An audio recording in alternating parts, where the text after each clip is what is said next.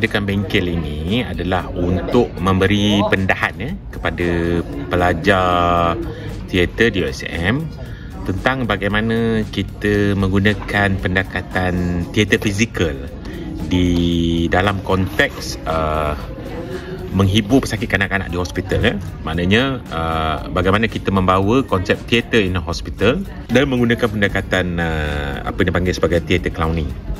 Jadi harapan kita semoga apa yang kita kongsikan ini memberikan satu inspirasi kepada para pendahan dan inspirasi lah kepada para pelajar bahawa teater itu sangat luas dan ada peluang-peluang untuk para pelajar untuk mengembangkan bakat mereka.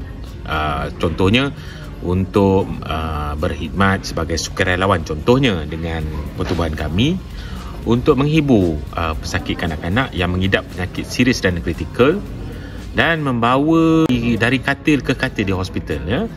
Kita create mencipta ruang teater di hadapan mereka supaya anak-anak ini dapat melupakan penderitaan yang mereka lalui